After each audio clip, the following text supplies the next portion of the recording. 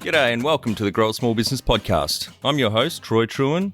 Each week, we speak with an owner who has grown a business with 5 to 30 team members to something bigger. Diving into their numbers and unearthing the pain they've experienced, we explore what they did to overcome each barrier and what they would do differently from day one. Let's get into it. Welcome, everyone. Today I'm interviewing Jeff Greenfield from Provalytics. He's based just out of Boston in the United States. Thanks for your time today, Jeff. Oh, my pleasure, Troy. Excited to be here. Let's start with how we know each other. Ellie from Kitcaster put us in touch. They've sent through a few great guests so far, so I'm looking forward to the chat today.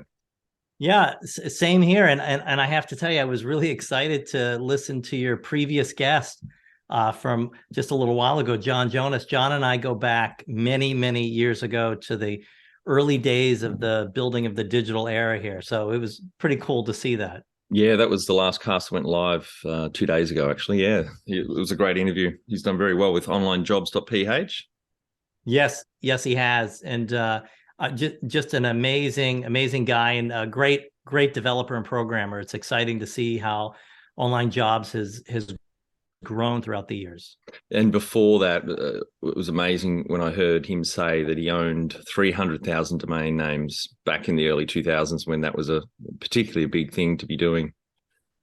Yes. Yeah, I remember that back in the days. I had several thousand myself, and I knew John back in the day. He was definitely a powerhouse, if you will, back then. So it was it's interesting to see how far we've come, and we're still playing around in this space. Well, tell our audience a bit about your business, what it does and how it makes money. Yeah, great. Excited to talk about it. At the end of the day, it's all about measurement.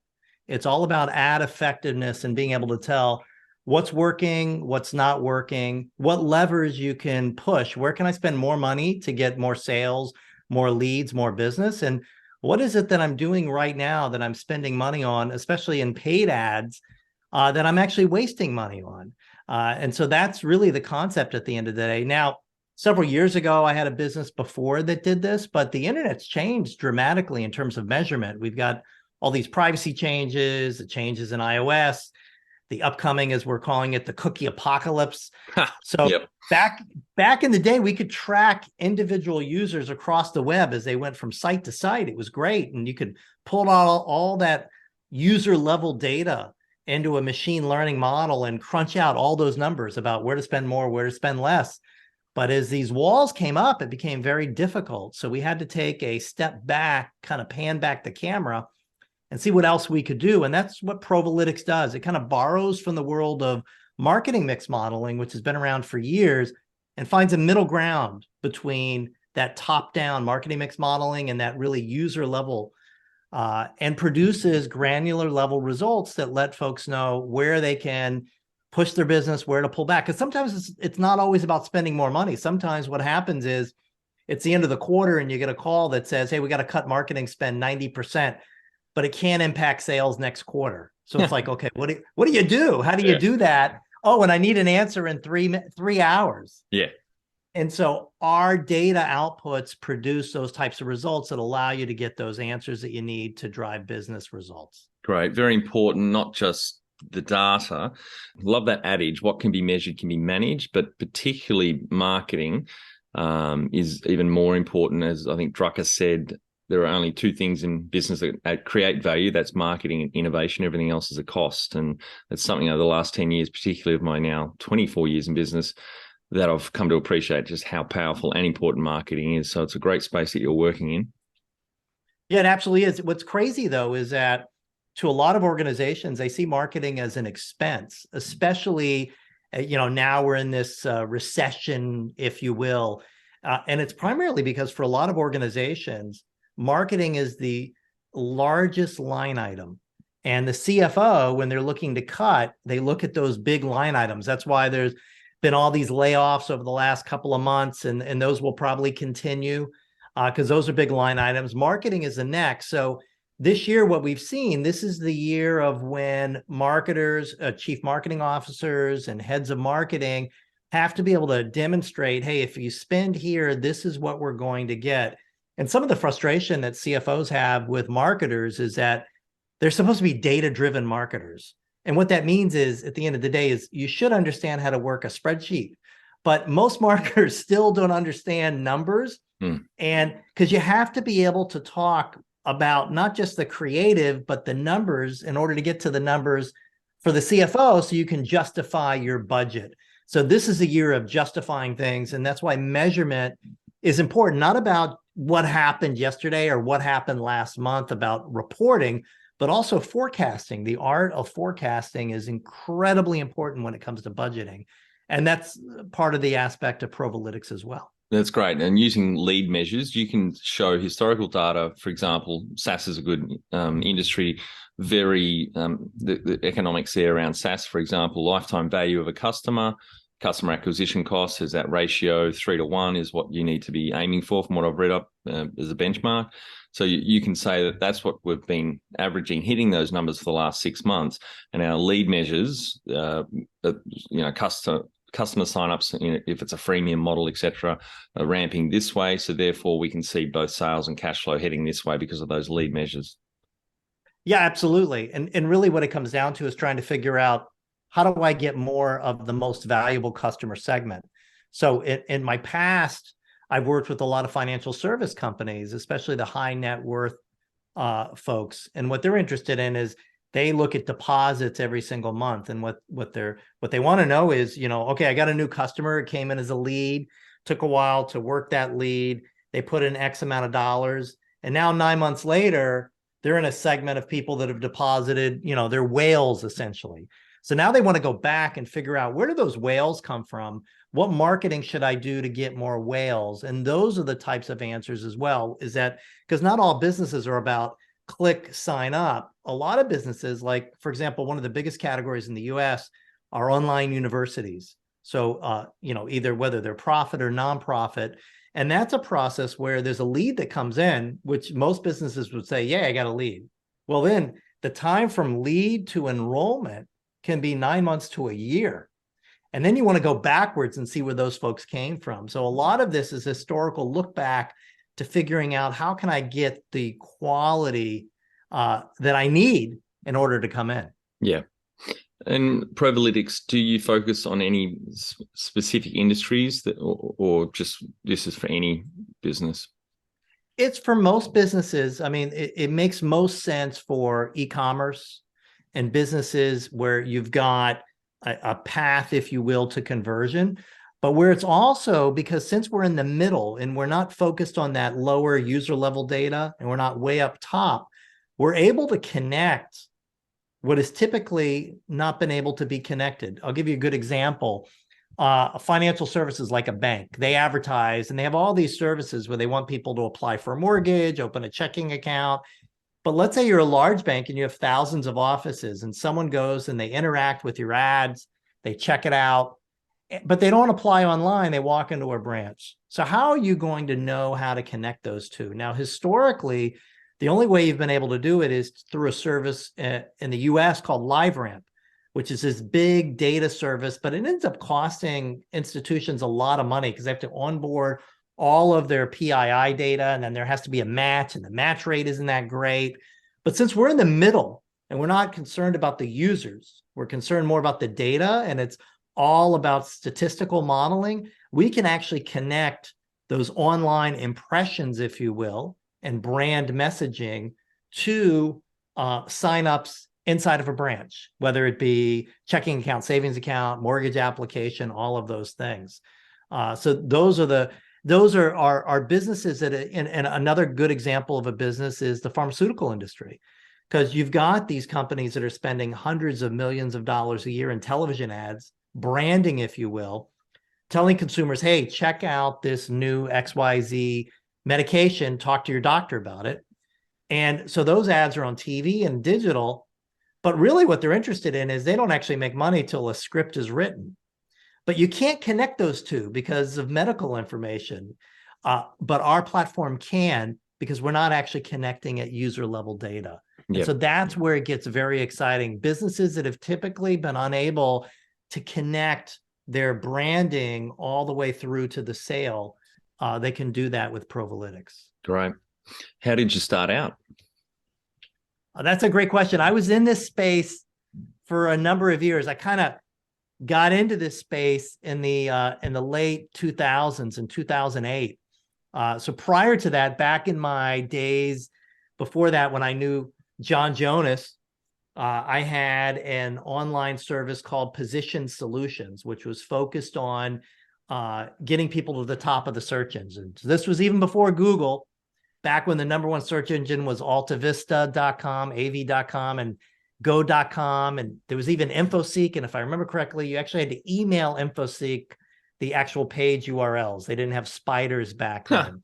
Yeah, I remember those days. And I remember Google. I remember Google coming along. A mate of mine said, "You've got to check this thing out. It is so accurate and fast." And yeah. Oh, it was incredible back in the day. You know, it really, really was. And so that service focused on the real estate industry right as it was starting to grow. And it created an automated way for them to be at the top of the search engine. Some of our clients had the top 20 listings, all listed from different domains. It used a technique called search engine cloaking, kind of a black hat technique. So I ran that service for a number of years. And right around the same time, I also got into product placement, which is getting items into TV and film. I've been involved in marketing for a while. And then I had a client that started to scale their marketing spend significantly to tens of millions of dollars a year. And they were spending a lot with digital display vendors. They had 5 different vendors. And the problem is that every time a sale would come through, all 5 of them would claim credit for it. I used to say that every sale had 5 mothers or 5 fathers. Yep. And the problem is that these were all CPA deals. So they weren't paying for impressions. They were paying on a cost per acquisition basis, which meant every sale they got, they were paying out 5 times. So had to find a solution for it. There was nothing out there that did it. So I was in the middle of building another startup. And I said, I'm going to take a couple of my developers off of it and start working on something for this. And so built out kind of a POC and started rolling it out. And we were able to figure out which one should get the credit. And then we suppressed the firing of those other pixels, which was notification back to them that they got a sale. And we're like, hey, this is pretty cool. We're really on to something. And then I started taking it out to other contacts that I had. And I had the wildest thing happen. I would show it to them. The company was called C3 Metrics. And I would say, what do you think of this? You can actually know where to spend more, where to spend less. And they're like, this is absolutely incredible. I love it. And I'm like, well, listen, I'm going to do like a 90-day free trial. Don't pay anything. We just want to get more people up and running on it. What do you think about it? And every single response was the same. No, no fucking way do I want this. And I'd be like, well, why not? If you're saying it's so good. And it's like, this was always the standard answer. Because when I bring this in, it's going to raise more questions and answers. Because all of a sudden, the stuff that I've been doing up until this point, it's going to show may not be working. And then I'm going to get in trouble. Now, if you take this to my boss and my boss tells me to use it, I will do it. But without my boss saying it, I'm not going to do it. And I was like, wow. Wow. So once I went on a couple sales calls and realized the fear that was there, tweaked the sales approach a little bit differently and started getting a couple more customers up. I think we had 3 customers up. Now, understand that when I originally built this out, I remember my developer saying, hey, do you think this will be single tenant or multi-tenant? And I said, oh, single tenant, because we're only going after large enterprise clients. I said, chances are clients will want us to put this like in their own data center. This is back when AWS first started. This is 2008. And then I remember calling them up after the 3rd client wanted to go live. And I said, remember that thing about single tenant, multi-tenant? We're going multi-tenant. So I switched the build around. So, and luckily it was in the early days for this. And I'll never forget the guy that was building out the servers for us, Jerry, who I had worked with on previous businesses, because we built out a tag that was going to go into every single ad. And the volume started to increase and increase and increase. And one day he called me and he said, Jeff, listen, he says, I can build out servers for you, but this is moving at a much more rapid pace. I need to introduce you to someone. And he introduced me to my CTO, Craig, and Craig and I have worked together for 12 plus years since like 2008. And I remember telling Craig, I said, Craig, we need to build this out because we need it to be able to handle billions of impressions every single month. And he's like, billions? I said, yes, billions. So that business I grew over a number of years. It became the leading enterprise measurement for primarily financial service and e-commerce companies, and was an absolutely incredible ride. I grew it to about 55 employees, about 171 year-over-year growth. Was very exciting, and then it got to the point where it was time for me to leave. So I exited end of 2019, right before COVID, and I'm getting around to answering your question. I'm just kind of going backwards first, because this is an important point, because that's how I got into the business, was building out C3 Metrics, which was a measurement company. And the type of measurement was called multi-touch attribution. It was kind of the new rage, if you will, where we were capturing all of the digital data. It was at a user level. So essentially, someone could go to a website, interact with the website, or even just interact with ads, never go to the website, and then 9 months later show up to the website, and we could go back and track it. It was really amazing.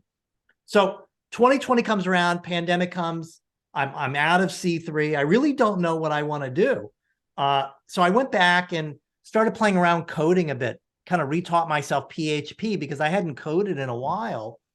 And then a friend of mine called and was running a very large company, like 600 people, and wanted to build out a new division. And we had calls every week about his business for about 6 months. And he finally convinced me wanted me to come on board and lead a new division. But I'd never worked for anyone in my entire life, never done it. And I said to my wife, I'm like, I don't know. She's like, listen, why don't you try it? You've always built teams. You've never been part of one. Just try it for a year. See what you think. So I did it. 55. I got my first job. Love it. And it was wild. And it taught me some really good skills that I've taken away from it. I stayed there for about 15 months. And then I left about a year ago. And I left because I like to build stuff. And I was, at my age, I was brought in, I was part of the executive team, which meant lots of meetings, more meetings than I've ever had in my life. And I got to the point where I was spending about 50 to 60% of my time in meetings and not doing stuff. And I felt like my creativity was being squashed. So I left there, and then I tried to decide what I wanted to do. So I looked around at the measurement space, because what I was looking for is I was looking for companies that I could back and invest in, because I'd been out of it for about 2 years. And I looked around, and what I saw freaked me out, because in 2 years, the industry had gone backwards. It's like I left and everybody reverted back to the way things were before. And a lot of it had to do with all these privacy changes and the iOS changes that came in that blocked things. But I was like, my God, this is backwards. And so as a result, I said, I'm going to get back into this because I know it real well and stuff like that. So that's what Provalytics, that's how I got into Provalytics. Is I never thought I would go back into measurement, but I feel like there's still a lot of contributions I can make to the industry. And so far, it seems to be that way. That's great. So when did Provalytics officially start? It officially started March of 2022. So about a year ago, yeah. Yeah. Yeah, great. And how old were you when you started your first business? So did you go to college or university? You clearly didn't jump into a job, but what age were you when you started your first business? Well, my first business that I started, I was 11. So that was before school. No, well, when I was 5, I went to Disney World for the first time, and there was a magic shop, and a magician put these 2 bunnies in my hand, and then he waved his hand over it, and he said abracadabra, and I opened my hand and there were all these little baby bunnies in my hand, the sponge bunnies. Yeah. And I was hooked. And then after that, I started going to like magic meetings in my area at this magic shop. And there were these older kids, like 16, 17, and they had business cards. So at like 7, I convinced my dad that I needed business cards because I wanted to do magic shows. So I started doing magic shows at $5 a pop for kids' birthday parties. And then by the time I was 11, I was making $25. And then the numbers started to climb. And then when I got into college, I went to school for biochemistry. The numbers started to grow more and more. And then I did that all throughout school and all throughout grad school. And even contemplated after grad school whether I was going to go and do magic in Vegas for a number of years and pay off my loans, or go into my first official business, if you will. But I left university, and so let's see. When I graduated, I was 21, 22. I finished grad school early, skipped my way through school, and I was a chiropractor. Right. And opened up a practice in my house, built it up, did that for a number of years. And then I thought that's all I was going to do, was to do that. And then I got injured in a car accident, couldn't take care of patients anymore. And then I discovered the internet, and then everything changed after that. Oh, great. Fantastic. Do you have some key numbers you can share to illustrate the growth of Provalytics? Well, Provalytics is still a startup. Yeah. So, I have, kind of interesting approaches when it comes to marketing. And when I say it's a startup, it's really a scrappy startup. And I had a lot of doubts a year ago because, building a business is a lot of work. And although I had built this successful business, C3 Metrics, and scaled it up, I started the build process in 2008.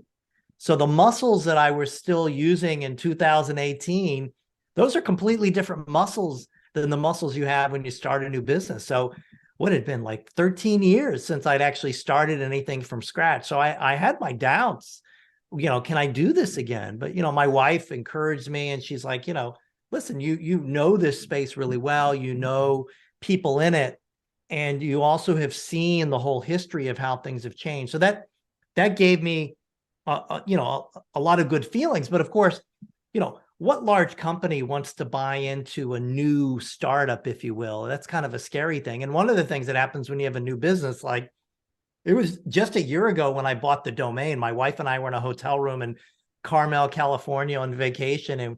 And I said, all right, we're going to do this, and we started batting around names, and I was sitting there with the laptop open on like GoDaddy trying to figure out what names were available.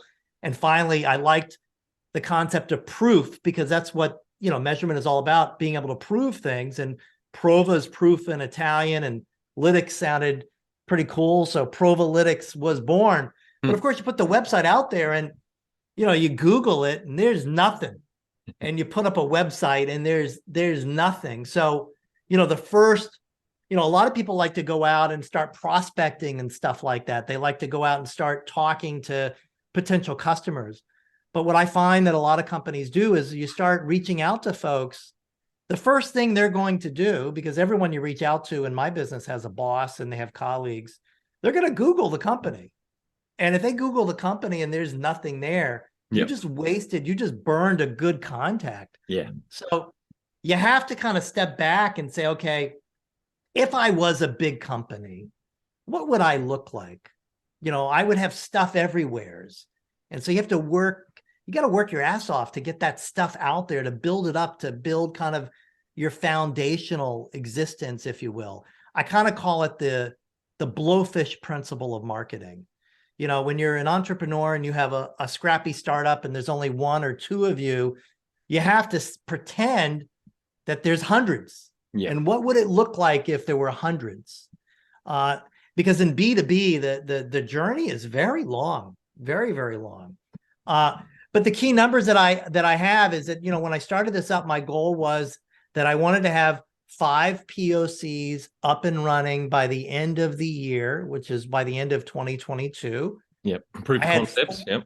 Yeah, I had 4, and I wanted to convert at least 3 of them to paying customers in Q1. And so I've converted 2 of them so far, and so that's pretty good for Q1. So, I mean, that's the other thing is that, when you're building a business, there's a lot of adjusting that has to go on throughout the entire process. Yeah, definitely. Now, the other thing that we've also do is I also decided when I built this business, I also wanted to build out channel partnerships. So have started building out a POC with a channel partner. And that looks like that's going to pay off some very nice business for us as we move towards the end of Q2 for this year. Yeah, great. So how many team members did you start with, and how many up to now full-time equivalents? Well, started with just myself and my business partner, and it's still just the 2 of us. Yep. So trying to keep this one as small and as scrappy as before. With the other business, you have to scale as the business comes. Yeah, a lot of guests I speak with, and also myself, have enjoyed scaling down businesses to a handful of team members rather than, the 30, 40, 50 mark. It can be a lot easier. Well, there's, in the US, there's this whole thing about, if you go and are you backed by venture capitalists, or do you have a lifestyle business? As though a lifestyle business is a negative. And what I've seen happen so many times with folks that are venture capital backed or PE backed is that, once you take in $1 from anyone, the focus of the business is different. They want a return. They want a return in 5 years, often 20% minimum per annum. Right. And I can't tell you how many times I have friends of mine that are other founders who've taken in money, and it looks like things are going well, and then they have a bad quarter, and then they're fired. Yep. And then it's like, I've seen that happen so many times. And I'm like, once you take in money, the pressures that are on you are completely different. And now your entire focus as a CEO is on hiring people to actually do the work, because your job is to prepare for your monthly board meetings and to go out and raise more money. That's really what it comes down to. And that to me is not fun. I want to build something that's fun. Yeah. Do you have a vision for how big you want Provalytics to get, like even just team member size? For this year, with the size of clients that we deal with, my goal for this year is to get to 10 to 12 enterprise clients. That's a lot of business. And then I'm going to hire a number of folks that'll be like in assistance type modes, like EAs, that'll help with QA. The nice thing is that machine learning has come a long way since I built C3 Metrics in 2008. We also now have AI that's here.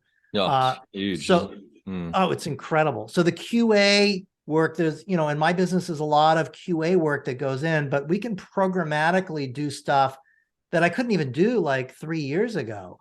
So I'm going to leverage as much of that as possible. So I think that with the size that we're at right now, with maybe a couple of EAs, we can scale to 12 enterprise clients. And then we have a decision that myself and my business partner have to make, which is, are we going to scale further? Do we like it the way that it is, the size that it is? I think there's an opportunity for us to scale the channel size of the business, which is where we integrate with other companies that already have SaaS businesses that need measurement. And that's more of an automated flow where we're not involved. We're involved with hooking it up. And then we just kind of sit back and they manage those customers. So that's an exciting new channel, if you will, that we can look to this time around. When was the moment you felt like you had succeeded? I think it was our first POC when the data came back. One of the problems with measurement is that it's interesting, because what people want is they want a report that says, hey, you're a genius. The decisions you made are spot on, and you're great. But that's rarely the case. So it must be a very tough sell. Yes, because what ends up happening is that the numbers that come back tend to be contradictory to what people think. And they also tend to come back and they tell them that their pet projects, the things that they think are great, are for shit. Like I'll never forget a large retail client. They were doing a Super Bowl ad, and they spent weeks filming this brand new TV campaign. My God. And of course, the problem is when you're involved with filming something, you're in love with it. You think that this is the greatest gift from God. It came down with the tablets, like, from Moses. They're just incredible. And what really sucks is when you're in the measurement side and you're measuring this and you have to report that their baby is really fucking ugly. Because yeah. And I'll never forget, we started running this ad pre-Super Bowl, and the numbers looked so bad. They still ran it for Super Bowl, but after Super Bowl, they killed it and then went back to the old ad, the same ad they've been running for 3 years. So that's what's tough about business is this business is you have to sometimes give people really bad news. And the other thing is that you have to show people that to take a leap and be willing to take a risk. So for me, success for this looked like when we completed our first POC and we showed the client. And, a lot of these folks have come a long way in terms of understanding things. And it was the first time I had a client that said, well, that kind of makes sense. Okay. Yeah, I get it. So for me, that was success in the business. Overall success for me is growing a business that enables me to also have a healthy life. And that's one of the problems that I had when I was scaling C3 Metrics, is that I was healthy, but I never took time away from the business. I'll give you an example. My phone was always on. It was never off. And my problem is that whenever I bring someone into a business and I hire someone, I fall in love with them, and they become part of my family to the point where I will do anything for them. A great example is years ago, my wife and I were out for Valentine's Day, all dressed up, and I get a text from one of my employees that his dog is sick. He's at the emergency vet, but they won't treat him if he doesn't, give them $500 on a credit card, and he didn't have it. So I actually got up from the table and called the vet and gave my credit card, because my wife would have killed me if I had not helped out his dog. But that just gives you an example. And when I took that job, one of the good things is that on a Friday afternoon, when the work was done, I shut down my laptop. I had a separate phone for work, and I turned it off because I said, fuck, this isn't my problem. And I didn't look at things again till Monday morning. Yeah. And I was like, wow, that's pretty cool. So I actually learned how to enjoy weekends after years of never being able to do it. And so that was one of the things that I took away from that I still do. Now I do check my email on the weekends. I don't shut down completely, but I'm not always on and always working, because life is too short for that. Yeah. So success for me means that I grow this business. I'm able to enjoy life, spend time with my family, and be healthy. Because the reality is that, and we talked about this before, Troy, is that not every business is going to turn into a unicorn. Very few ever do. And, what was that? That movie that Jack Nicholson was in, Is This As Good As It Gets? Yeah. The reality is that, you need to treat every day as though you just closed $1 billion worth of business, because this may be the best it's ever going to get. And you can't kill yourself day in and day out. I mean, push hard, but make sure you play hard every day as well, too, because today may be your last day. You don't know. And it would really suck if today's your last day and you missed out on something fun with your family or something that you really wanted to do. So that to me is what success looks like.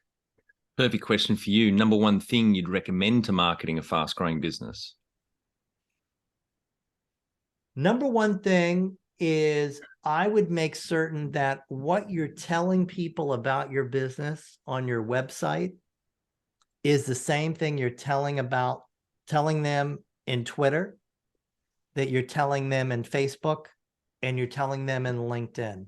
One of the biggest issues that I see in a lot of businesses is that people have all these social media presences. They've got them out there and they set them up at all different times, and they've changed their messaging and their business.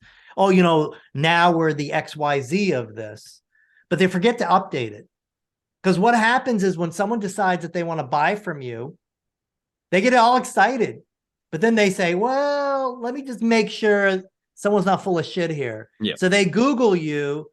And if what you're saying shows up in Google doesn't match Twitter, or doesn't match Facebook, or doesn't match LinkedIn, their spidey sense goes off and says, whoa, maybe I should pull back a bit.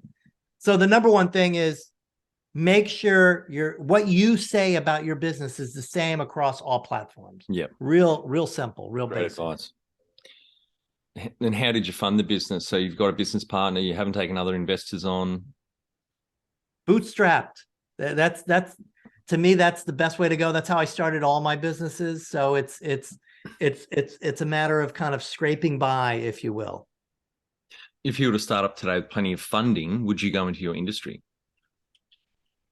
Absolutely, I would. Yeah, this is a great time to be here. One other thing that I didn't mention is that coming up in about, let's see, in July, beginning of July, is this big kind of avalanche, if you will, in measurement, which is Google Analytics, which every company utilizes, is going to stop working. And now you have to go to GA4. Now that's an avalanche because all of a sudden, when you log into GA4, all your historical data is not there. The reports are completely different. And the numbers are going to look different as well, too, because it's a completely different way of looking at things. And so whenever people start to question, hey, are these numbers for real? How come I can't get, where's my old data? I have to log in here. That creates an opportunity because that's when people start to ask questions about numbers. So hell yeah, I would definitely be here if I had funding, without a doubt. I've seen that in Google Analytics. So are you saying when they force us over to GA4 in a few months in July, the current data I'm looking at won't be there? So are we best to move to GA4 now? Yes. Yeah, absolutely. You're going to want to move to GA4. So if you move to GA4, let's say you moved there the beginning of February, just a couple of months ago, that's the only data that's going to be in GA4. Yeah. So what really sucks for a lot of businesses is that when we come up to, next October, December, when we get to the big shopping seasons for e-commerce, if they had not had GA4 on, they're going to have to go back to another platform and compare. Got it. And the way GA4 looks at things is completely different than the way GA does because of all of the privacy concerns. Yeah. What I would recommend is for folks out there, there's a great series of open source solutions out there. One of them is called Matimo. And for folks that are using WordPress, it actually is a free WordPress plugin. It functions really, really great. It's really easy to use. I think folks, and there's even plugins for like WooCommerce as well too. The folks have done a great job with that. It's matimo.org. MADAMO? M-A-T. Or T for Terry, yeah. M-A-T. This is always a tough thing because it's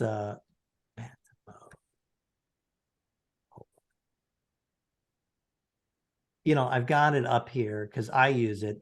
MATOMO.org. Great.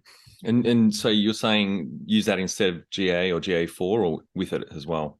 Well, I would say that a lot of folks still need to use GA or GA4 because they like how it connects directly into their Google ecosystem. Yeah. I would use this as an adjunct for that. I think one of the most important things for folks to realize about GA or GA4 is that it does a really good job for Google, But if you're buying on Facebook, it does a crappy job for Facebook. And if you're on TikTok, there's nothing there for it.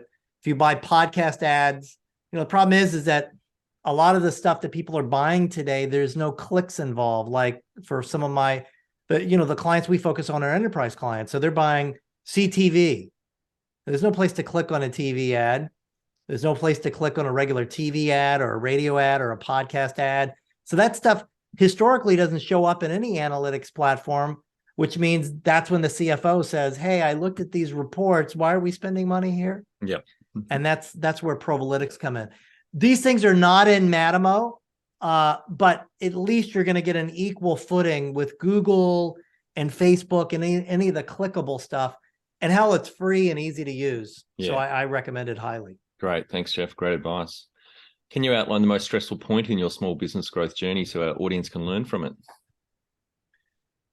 The most stressful point is when you do something and you think it's going to work and it doesn't work.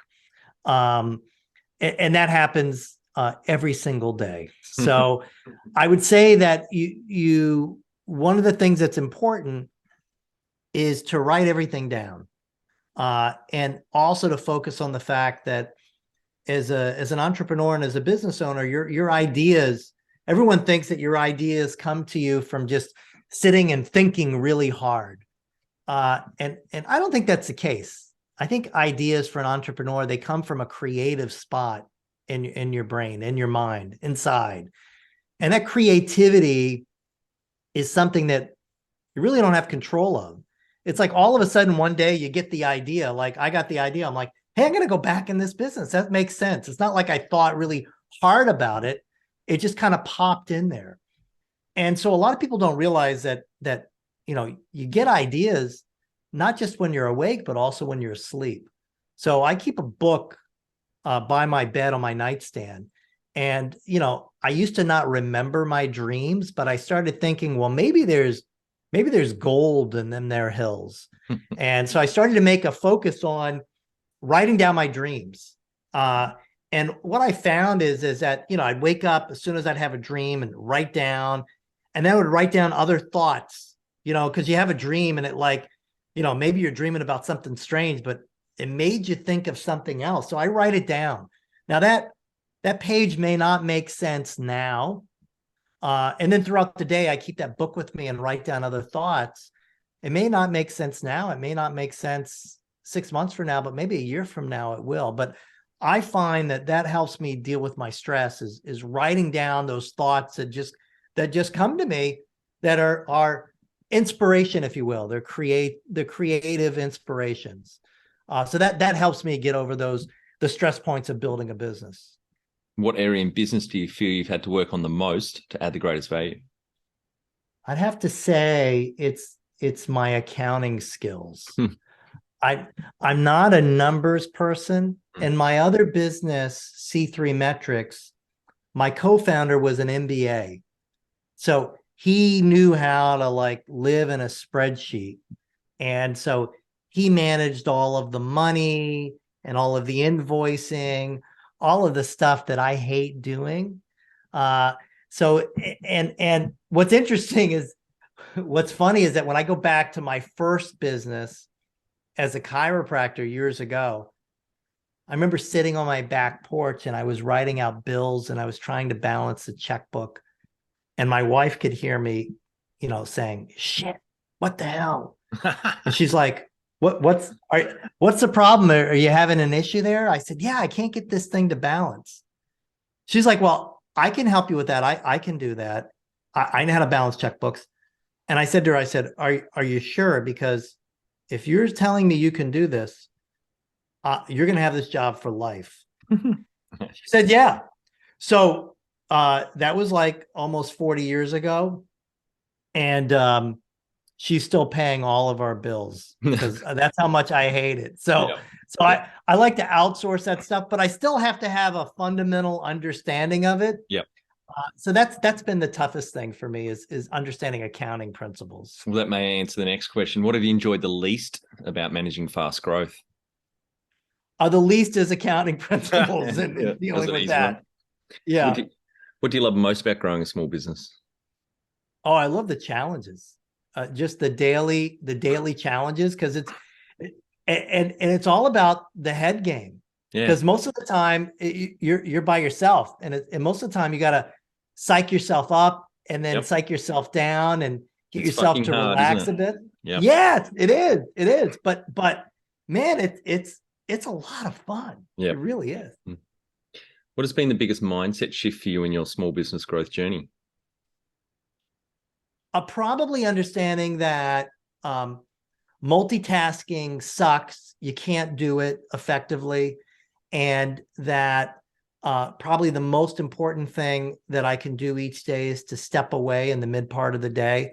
So I take a daily hour, what my wife has called a power down, where mid part of my day, like between like 1 and 4 o'clock in the afternoon, usually like around 1 o'clock, 2 o'clock, I will go and lay down on a couch with a blanket, and I'll close my eyes. Sometimes I'll put an eye mask on and I'll set an alert on my phone for like 45 minutes.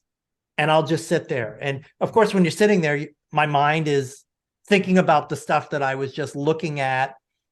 And then all of a sudden, I'm in the zone. I'm like, it's like, the angels are singing and stuff like that. And I'm zoned out. And my watch goes off, and I get out of that zone, and I come back and I am completely refreshed, ready to take on the day. Or I should say the afternoon, if you will. So that's been the biggest mindset, is that I can't push myself all the way through.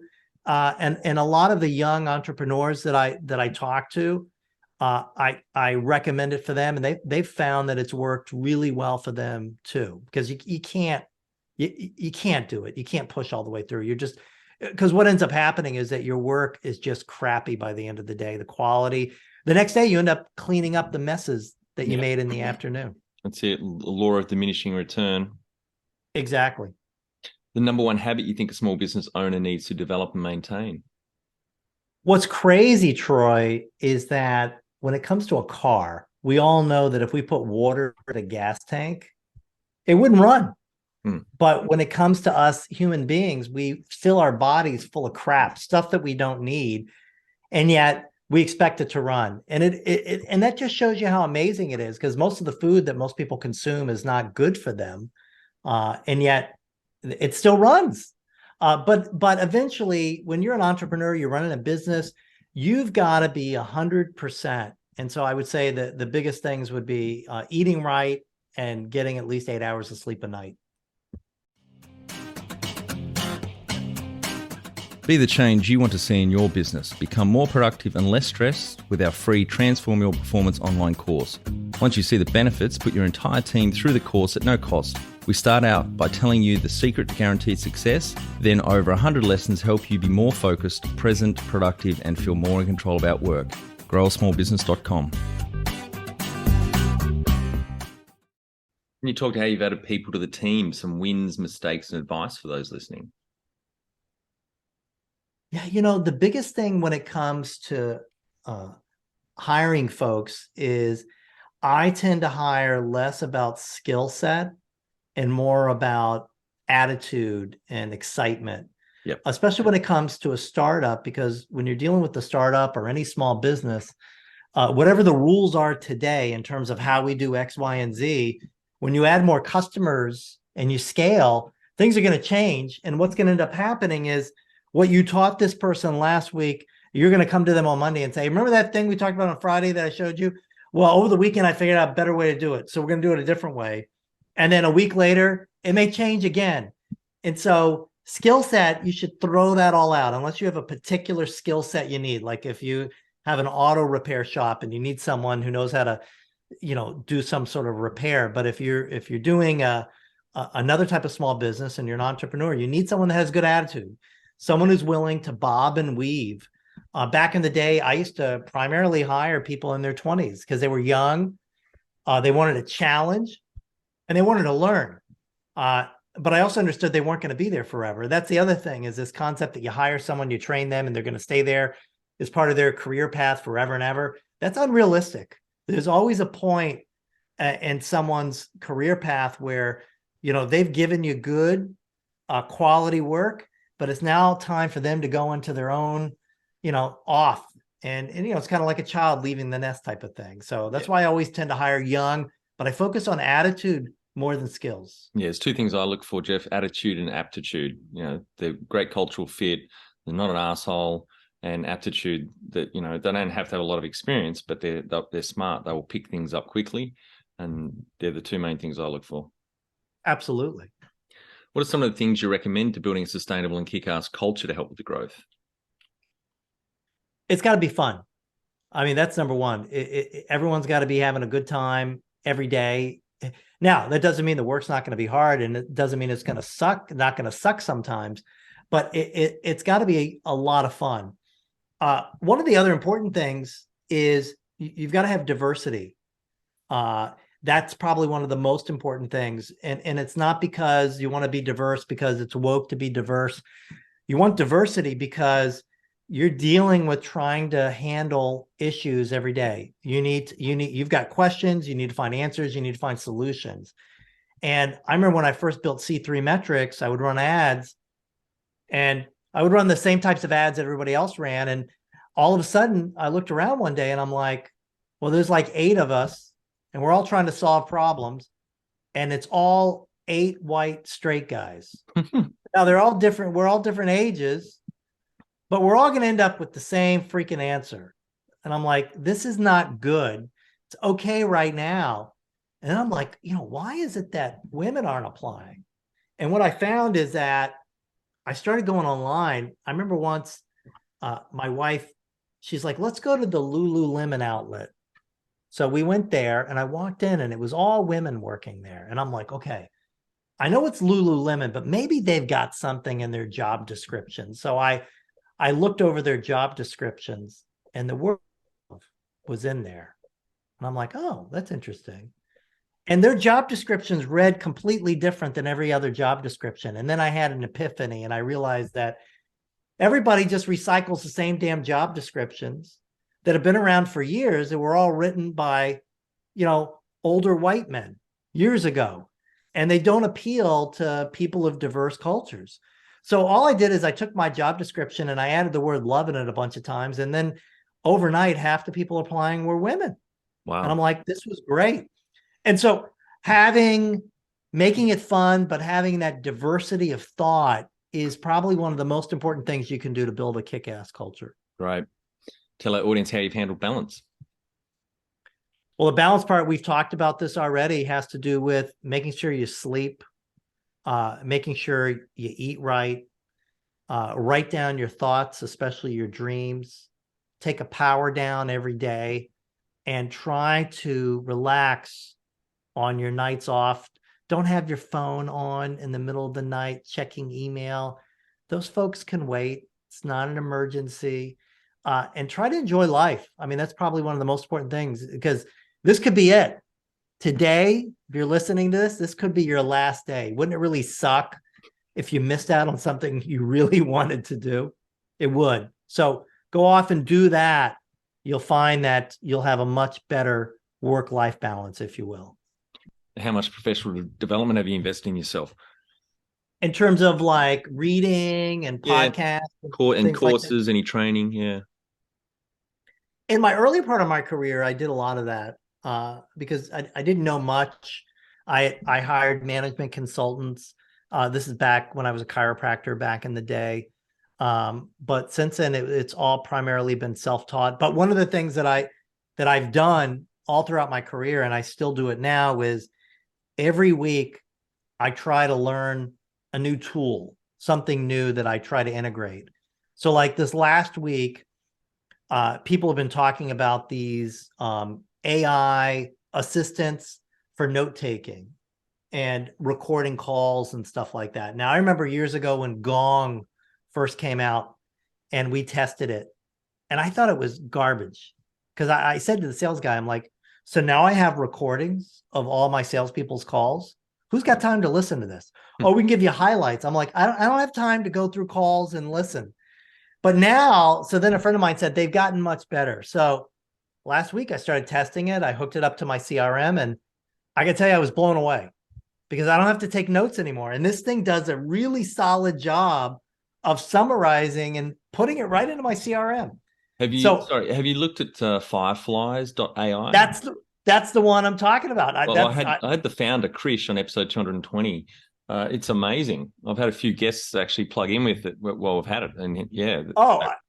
I tested a couple of them and a friend said, check out Fireflies. And it is unbelievable. I was really blown away. And the cost is not that much for even their top end service. And the cool thing is that when you get that higher end, which I think is like under $300 a year, you can name it something. Yeah. So you could just say, oh, that's John, my assistant. He's not gonna have his camera on. So I mean, it's actually pretty cool. So well, yeah, what I loved, what Chris said, one example or use case was sales calls, like you said, but you can it'll tell you the sentiment of that conversation, who had more power in the conversation, what were the keywords that will influence that person. That is very powerful in a sales environment. Oh, it's absolutely incredible. And I can only imagine it's going to get better over time. And it's really cool because you can train it about your business, tell it words that are important. I'm wicked impressed with it. Yeah. But every week I try to play with a new tool or teach myself something new because the digital world is just moving so damn fast. If you don't, you're going to be behind very, very quickly. And so that was last week. This week, I've been playing around more and more with Chat GPT. It's pretty exciting in terms of what it can do. So trying to find ways to integrate it in the business where it'll help save time. Yeah. Have you had mentors or coaches along the way? Yeah, I've had. I've got, and most of them deal with less about the business side of things and more about that life-work balance. One of my attorneys, who was actually a client of mine back in the late 90s, so I've known him for many, many years.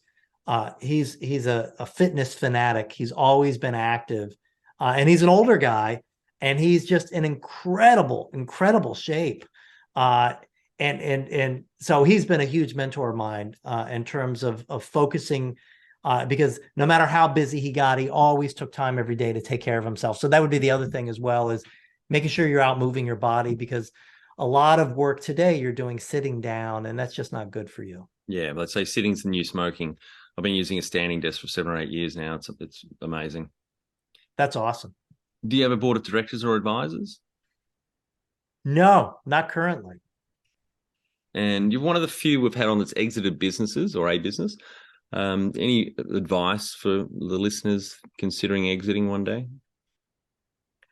Yeah, I would say that it's important to focus on where you're at today. I see that a lot of founders, they get into the business and they have ideas about what it's worth.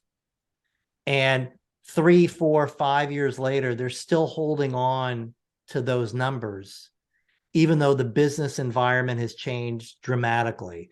So I think that if you have an opportunity to exit, instead of saying, oh, I could get more, because you always hear stories, these companies, they hold out for more and they get it. But there's twice as many stories for people who have held out for more and haven't gotten it, and the business is tanked. So my philosophy is that if you have an opportunity to sell and it's a good offer based on the business climate as it is right now, take it. And then, because what that does is it frees you up to think about your next gig. And that's probably the most important thing, is to realize that life is all about, as an entrepreneur, it's not about it's about maximizing the time in your current gig so that you can go on to your next one. That's really what it's about. It's not about having this massive exit so you can retire, because if you're an entrepreneur, you're never going to retire. And going back to the mentor question, I was in Aruba in December, and I was sitting at the bar at our hotel, sitting down to this guy who was looked like he was in his late 60s. And we struck up a conversation. We were having a couple of drinks. And then I find out he's 83, still works full time. I was He was like my hero. I'm like, yeah, he's an entrepreneur. Okay. He definitely has enough money to retire and stop working. But what are you going to do? You're going to not do anything? You're going to play golf all day? No, when you're an entrepreneur, you got to keep moving. And it's about maximizing your time for that next gig. All right, Jeff, on to our final 5 questions. What do you think is the hardest thing in growing a small business? It's dealing with yourself and dealing with the daily issues that come up and the doubts that we all have. We all have doubts. If you don't think you have doubts, then you're not really listening to yourself real well. We all have doubts. Once we can figure that out, we're in great shape. Favorite business book which has helped you the most? I'd say it's I actually have it right here. It's the best marketing book I've ever read. It's called Lemon by Orlando Wood. It's based in the UK. The whole title is Lemon, How the Advertising Brain Turned Sour. And what it shows is, and it's a great book. It's like $60, but it's full color. And the nice thing is that you can read it in marketing. You'll love it. And you can explain it. It's only 5 chapters. You can explain it to people who aren't in the marketing world, and they'll love it because it talks about how over time the brain is shifted in terms of what it sees. And it really explains some of the fundamentals that you've seen in a lot of marketing that's happened. And it's just amazing. Any great podcasts, online learning tools you use for your own professional development? I love producthunt.com because it's got all these new tools. And if there's a tool that you're using that you're looking to maybe try something different, you can go there and find all these new alternatives that people have just developed. And you can really be on the cutting edge of new stuff, because whenever somebody's got a new idea, something that's going to be a time saver, they think is going to be the next big thing, they typically go there to check it out and put it out there for the world to see. And so I would highly recommend that. One tool you'd recommend to help grow a small business? I really love Fireflies. I mean, that's my latest and greatest tool. But I'd say the one tool that any entrepreneur needs for any of their businesses is you need to have a personal CRM. You need to have a place where you can put all of your contacts, all of the people you network with, that takes in all of the communication that you have. There's lots of them out there. My favorite right now is close.com. It's a great online CRM. It actually integrates. Is it close.com or close.io? Well, it used to be close.io, but they bought the domain close.com. Oh, wow. Okay. As well too. I've heard good things about it. Yeah. So that would be what I would recommend. You've got to have a good CRM. Finally, my favorite question: what would you tell yourself on day one of starting out? 46 years ago when you were an 11-year-old? I would say on day one, I would say to myself, just keep playing and having fun. Great. Thanks very much for your time, Jeff. Really enjoyed our chat today. A great journey and lots of growth and success and ups and downs. And really appreciate you sharing all that with us. And congratulations on your success today. Thank you so much, Troy. It's been a real pleasure. That's it. Thanks for listening. Please leave a review in iTunes or whatever platform you listen to us on. It means more small business owners will find our cast and help people with their business growth journey.